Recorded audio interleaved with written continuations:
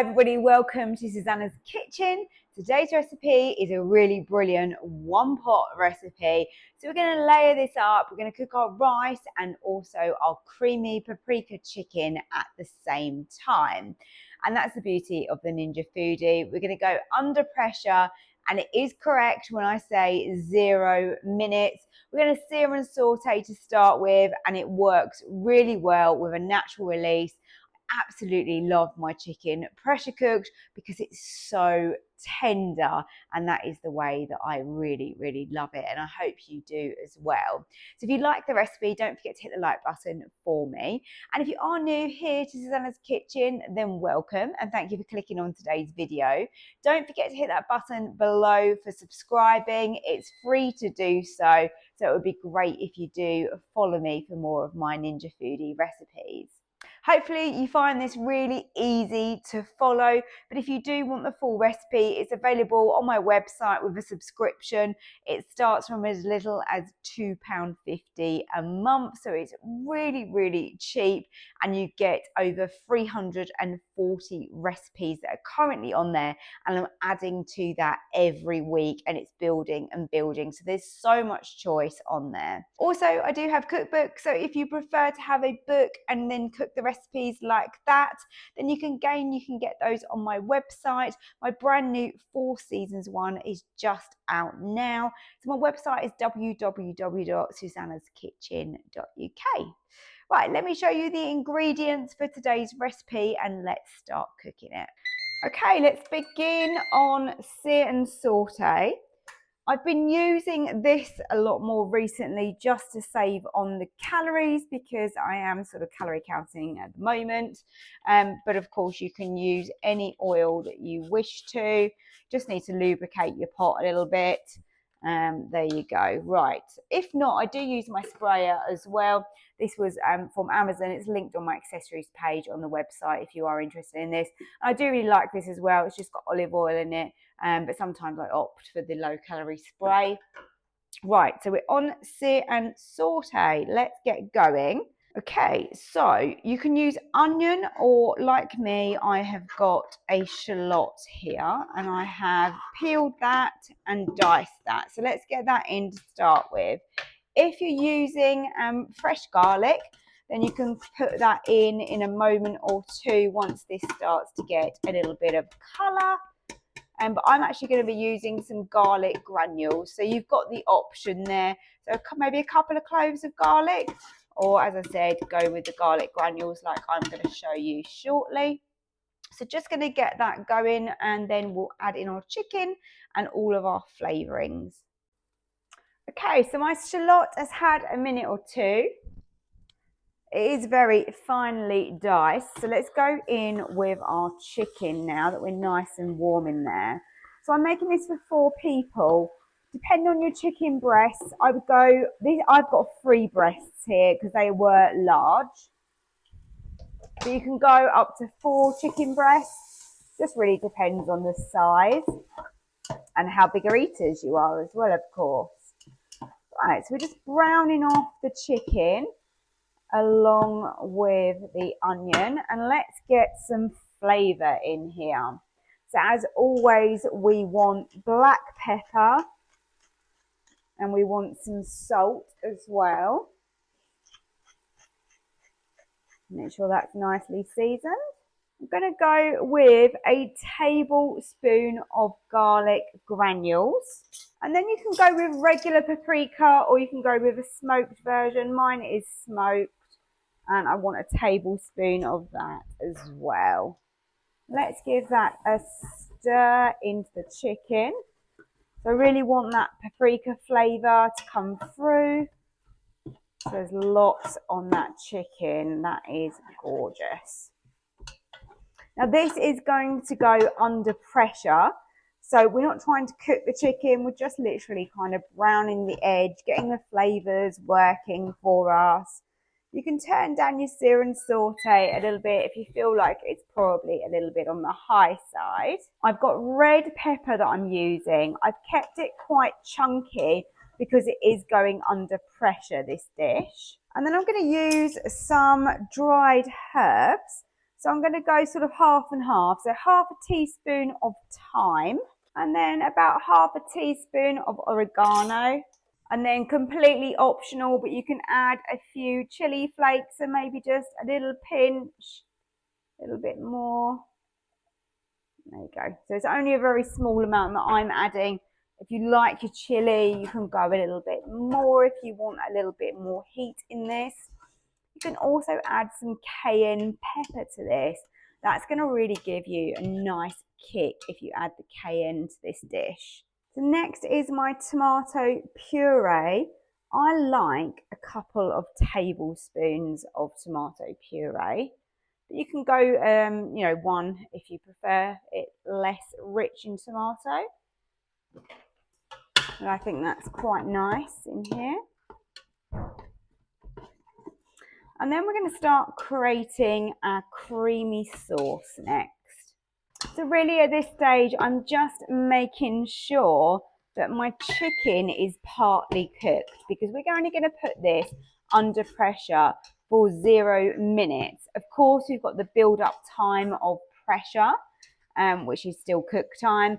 And then we're going to do a long natural release. And these are small pieces of chicken, so they really won't take very long. The peppers are very, very firm at this stage, and that's all good because, as I said, it's going to go under pressure, so they'll be really soft. So now I like to turn off my sear and saute because I don't want to evaporate my liquid too much, because we need that liquid to come to pressure. So whilst that is just cooling down ever so slightly, I've got hot water in here and I've got a stock pot, although that hasn't exactly dissolved, but I never worry about it too much. I'll just break it up a little bit more in there. And then I've got my washed rice, my rinsed rice. I say washed, don't I? That's really bad. It sounds wrong, doesn't it?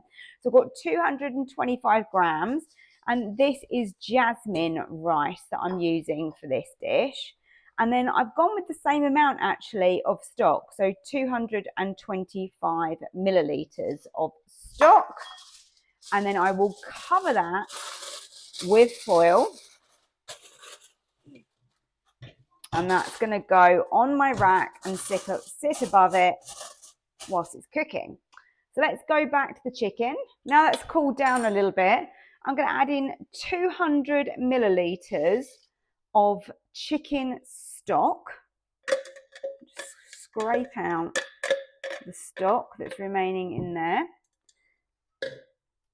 Now, as you know, I'm sure you're aware, we need 250 mils minimum in the bottom of the pot to be able to come up to pressure. So to make this rich and creamy, we're going to add some cream. So that's then 100 ml.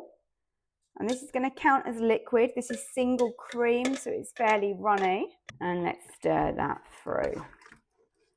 So we should have plenty of liquid in there now to be able to come to pressure.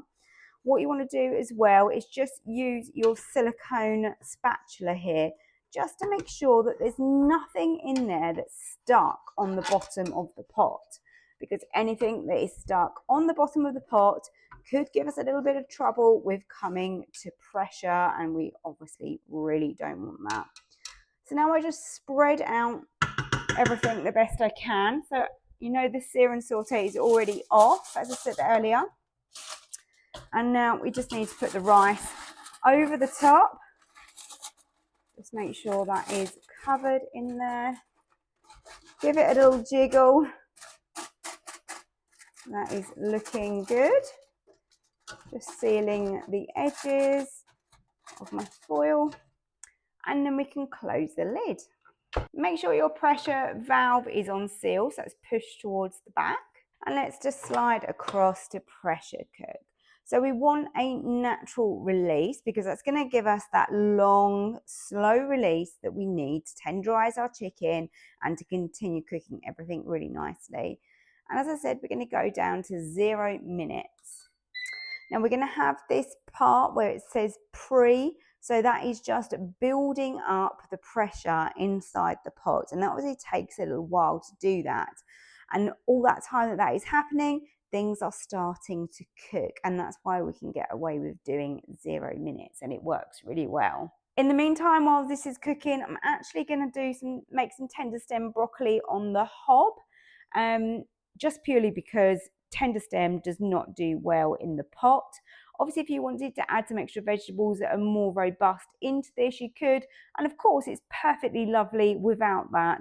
But I wanted just to do that tonight. So that's how I'm doing tonight's dinner. It's really simple and really quick, as you've just seen. Not much washing up, which is brilliant. I'll be back when this is done. Okay, so the Ninja has just beeped at me and it says open, and it's 11, just over 11 minutes. However, this is a great example of showing you that it does this sometimes. I can't actually open it. So you can be patient and you can just wait a little bit longer. It's really silly, isn't it? It says that you can open the lid, but you actually can't. And you just got to wait for that last bit of pressure to come out. Now you can flick the pressure valve up the top to vent. That last little bit will come out, and then you can open the lid. So you've got the two options there. I think I'm just going to leave mine this time and actually see how long it takes, just as a bit of an experiment with you. Does anybody else feel like their Ninja just attracts every little bit of dust that's in the room? And it's summertime and we've got the windows open. We live in quite a rural area. We've got loads of fields around us. You know, you've got the windows open and what have you. I feel like it always looks a little bit dusty, even though I do wipe it over every day. Okay, so we're now nearly creeping up to 13 minutes and I still can't open the lid, even though it says I can. Let's see how much longer this goes. Obviously, I don't want to leave it too long and spoil my rice. So that's the only thing, isn't it? If it goes too long, it can be a little bit disastrous. Chicken would be absolutely fine, but sometimes it might just overdo that rice a little bit too much. Okay, we're gone over 13 minutes 20. I'm going to flick this over. Now look, it's a really small amount. Don't know how much longer that would have taken, but probably a few more minutes. And to be honest, we're all hungry. Okay, there you go. That's done the job. Let's grab my tea towel, get out that rice, and have a look at our chicken. Okay, so let's give our chicken a stir. Look at that.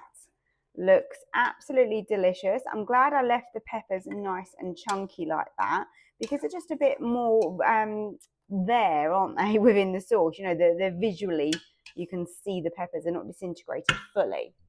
Now, this is optional, but I think I'm going to add a little bit of light cream cheese. This light Philadelphia that I'm putting in here.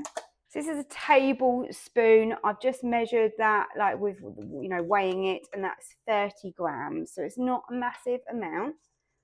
And I'm going to stir that through my sauce, and then I'm going to close the lid. Now, I don't want to sear and saute this. I quite like having this quite saucy because I think it really works with the rice. However, I do want that cream cheese just to dissolve in that, and that will thicken up my sauce ever so slightly. So let's close the lid on that and have a look at our rice. Okay, so let's lift this off and have a look at the rice. It's looking good. There you go. Let's fluff it up. Oh, it smells lovely. It always looks a little bit dry when you first open it, I find, even though it's just right with the amount of liquid. Just like to go through that. Ideally, I wouldn't be using a metal utensil, but I'm being careful not to scrape the bottom too much. Okay, rice is looking really good. Smells nice. Let's give it a little taste. Let's have a look at that. Give it a little taste. Yeah, it's perfect. That is just right. Let's serve. So here it is, a creamy paprika chicken. It's got those peppers in there. I've served it with a little bit of tender stem, and then I've got that lovely jasmine rice. A really quick and easy dinner. I hope you've enjoyed this recipe. Please hit the like button and subscribe. And thank you so much for watching once again.